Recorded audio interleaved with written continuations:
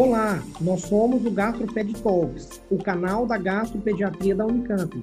Nós somos Dr. Lucas Rocha Alvarenga, doutora Natasha Silva Sandi e doutora Maria Ângela Bellomo Brandão.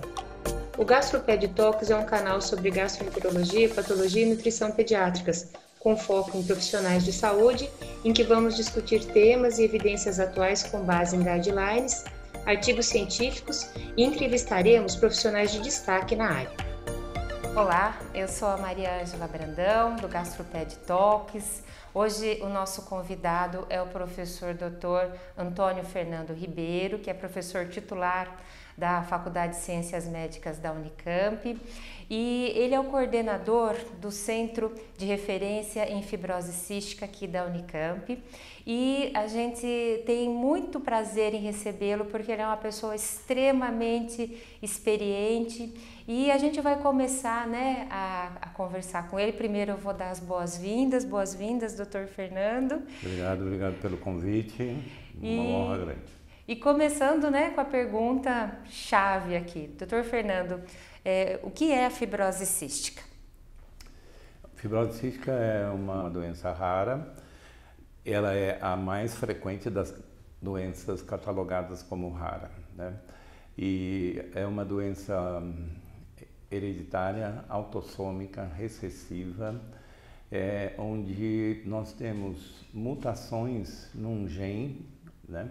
Esse gene está localizado no cromossomo 7, esse gene transcreve um RNA mensageiro que leva a mensagem para o citoplasma e no ribossomo vai ser produzida uma proteína.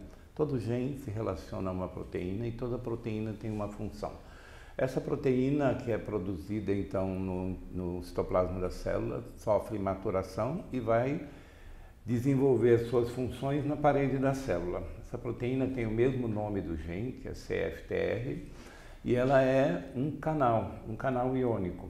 É um canal preferencial dos íons cloretos e bicarbonato.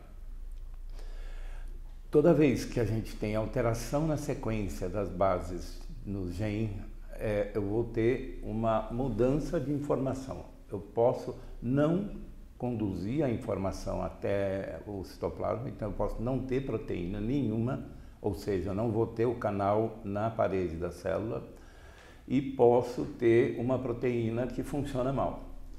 O mau funcionamento dessa proteína determinada por esse gene, ela causa um distúrbio no transporte de íons pela parede de todas as células epiteliais e todas as manifestações clínicas dessa doença vão ser secundárias a esse defeito, ao mau funcionamento desse canal. Então, basicamente, fibrose cística é uma doença relacionada com o não funcionamento ou o mau funcionamento de um canal, que se expressa em todos os tecidos epiteliais, em todas as mucosas, em todas as glândulas secretoras. E aí vamos falar um pouco sobre as consequências, né? No dia a dia, como é feito o diagnóstico? Como as pessoas podem contribuir, como os pediatras ou os médicos gerais podem contribuir para esse diagnóstico, mas habitualmente qual que é a sequência para se diagnosticar a fibrose cística? Certo, acho que essa pergunta é fundamental porque justifica a fala sobre fibrose cística em todos os níveis, desde a graduação, a residência e na graduação pelo fato da doença ter seu diagnóstico inserido no teste de triagem neonatal. Então faz parte da formação, a essência da formação do médico generalista é o diagnóstico precoce, é o diagnóstico preventivo, né? São as prevenções das doenças. Como o diagnóstico dela está inserido num teste de triagem, todo o profissional frente a um teste de triagem com valores alterados para a doença fibrose cística devem estar atentos a esse resultado. Mas antes da triagem, nós temos manifestações da doença até na vida intrauterina. Isso é importante porque a gente conversou a respeito dos profissionais que devem estar envolvidos, né? Na vida intrauterina, o defeito primário, como eu disse, por aquele gene que está alterado, já pode se manifestar dentro da vida intrauterina, com manifestações obstrutivas, atresias ou obstruções do tubo digestivo, o que vai levar a polidrâmio, vai levar a espessamento de alça intestinal. Isso é um sinal muito importante, por quê? Porque demanda, muitas vezes, a observação do ultrassonografista, do obstetra, que pede um exame morfométrico entre o segundo e o terceiro trimestre de vida gestacional, e ele pode ter evidências já de uma manifestação do defeito primário. É um sinal de alerta, porque eu posso estar preparado para receber uma criança com suspeita. Aí eu tenho o teste de triagem, que seria a segunda evidência, e depois começam as manifestações clínicas, né? Então, como eu estou dizendo, vai a importância do ultrassonografista, do obstetra, do neonatologista, do pediatra que vai atender uma criança. Eu posso ter manifestações de distúrbios metabólicos. Uma das manifestações mais precoces relacionada com essa obstrução é o que nós chamamos de íleo meconial, que é uma obstrução na transição íleo-fecal por mecônio, que dá um quadro de abdômen agudo. Então, a criança distende nas primeiras horas de vida, eventualmente pode apresentar vômito, é um quadro progressivo que pode levar a alterações metabólicas e até a morte, se não houver intervenção precoce. Além dessas manifestações bem precoces que permitem a vários profissionais envolvidos pensar na hipótese diagnóstica, eu tenho testes que eu posso fazer frente a uma triagem alterada ou frente a essas manifestações muito precoces. Um é um teste do suor, que é um teste diagnóstico, diferente da triagem, que é um teste de triagem. Então, recomenda o teste diagnóstico, que é feito pelo teste do suor, que nada mais é do que a dosagem de cloreto no suor. Existem técnicas que acho que não seria o caso discutir aqui, mas existem técnicas que nos permitem dosar o cloreto no suor, numa quantidade definida, e esse teste é diagnóstico.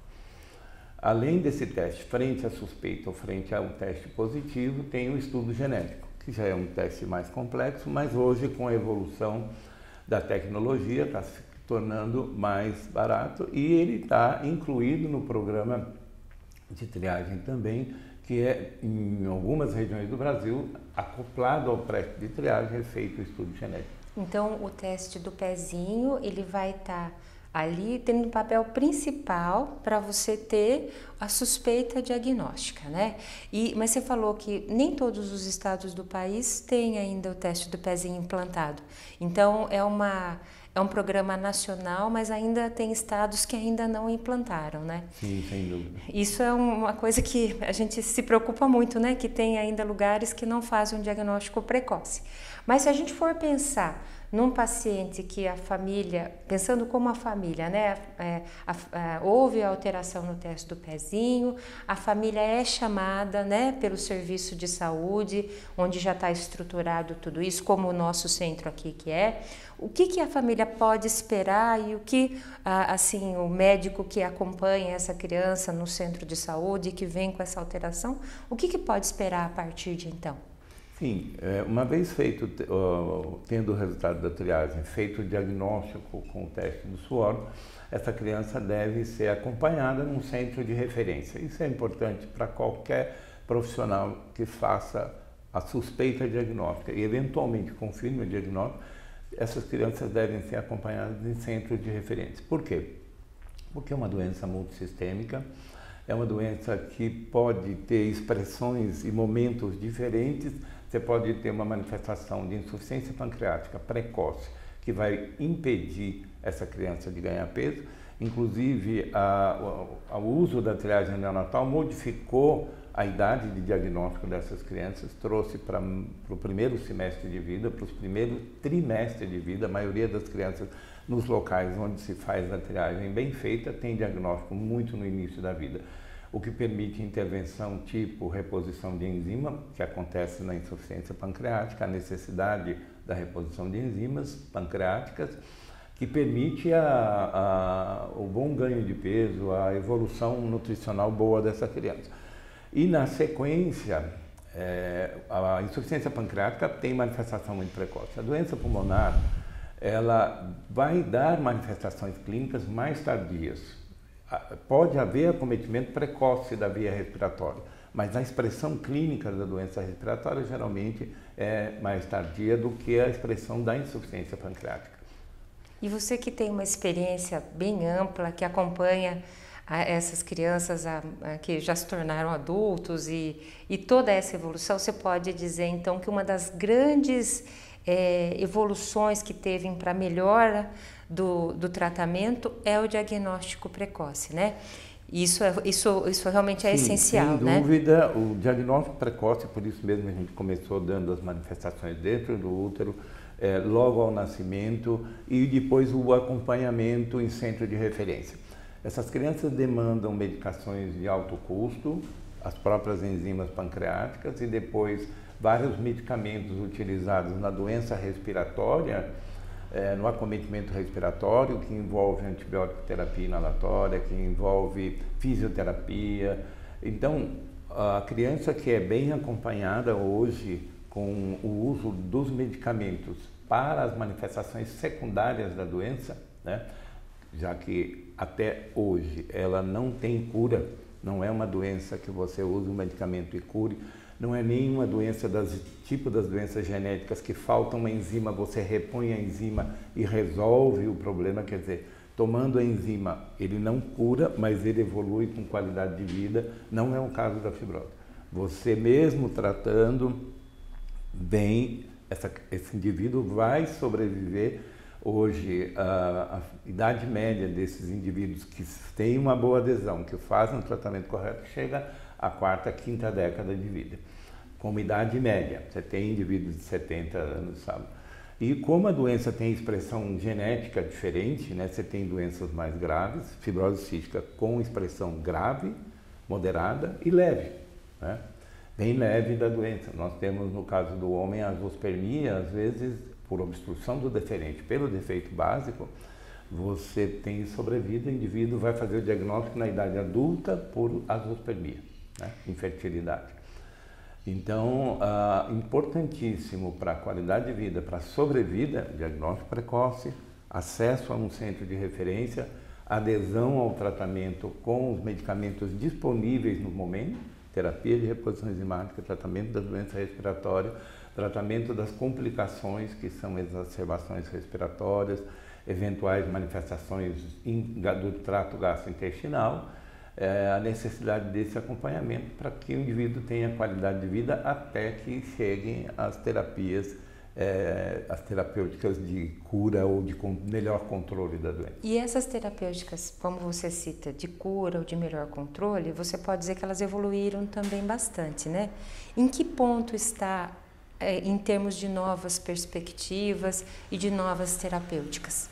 Desde que o gene da fibrose cística foi descoberto na década de 80, localizado em 85, clonado e editado para a literatura em 89, desde que então houve a descoberta desse gene, a clonagem desse gene, se acreditou na terapia gênica, né?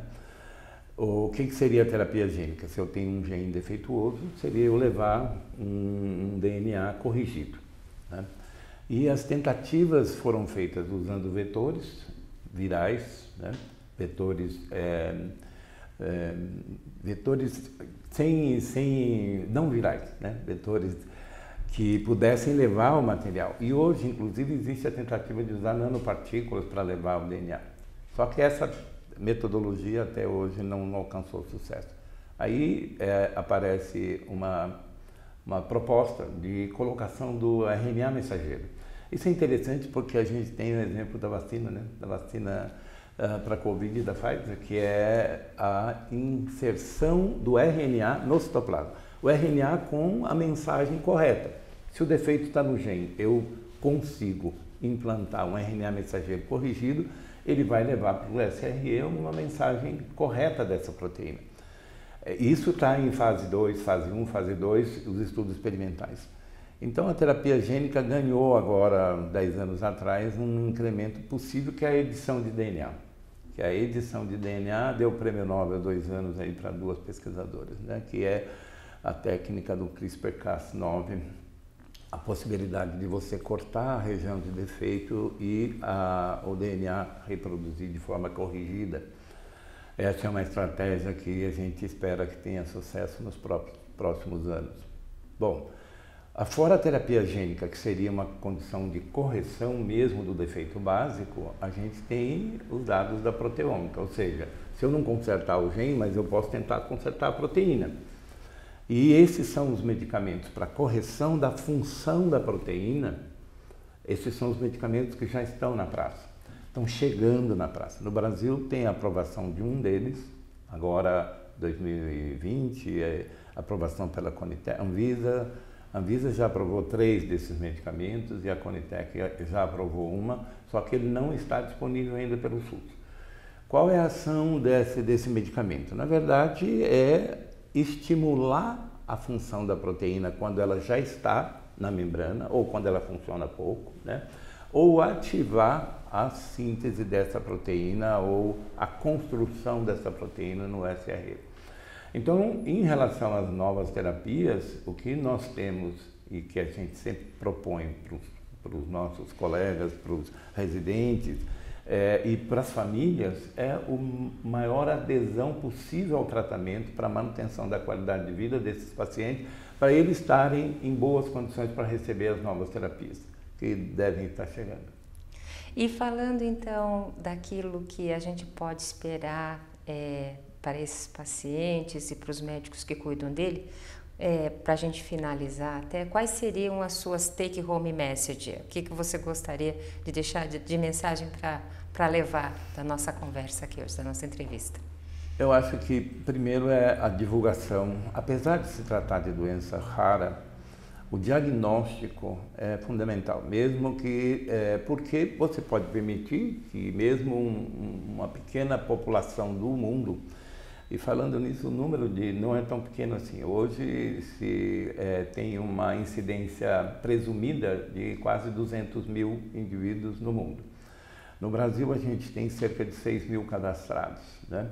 Como é uma doença que altera a condição do indivíduo e da família, e inclusive da sociedade, do Estado, pelo alto custo, pela demanda de uma terapia muito ampla, muito grande, né? Então, a sugestão e o que eu passo é a importância dos colegas, dos médicos, de várias áreas, de todas as áreas possíveis implicadas nas manifestações clínicas, estejam atentos ao diagnóstico diferencial, às possibilidades do diagnóstico, desde o pediatra, desde o neonatologista até o indivíduo da clínica de adulto, né? Vendo a questão da esterilidade. Então, a preocupação e a observação dos sinais e sintomas, né? O estímulo para a adesão das famílias, mesmo que o médico profissional não esteja num centro de referência, mas receba um paciente com a fibrose cística, trabalhar, estimular a adesão ao tratamento. Muito obrigada, Dr. Fernando, agradeço muito a sua participação, né? E lembrando que a gente é um centro, aqui na Unicamp, é um centro de referência para essas doenças e sempre está aberto, né, para os casos e para os segmentos. Muito obrigada. Eu que agradeço, muito obrigado. Obrigado por nos acompanhar. Esse foi um episódio do GastroPed Talks. Estamos no Instagram, @gastroped.talks, no YouTube, GastroPed Talks Unicamp, e também na forma de podcast. Até o próximo!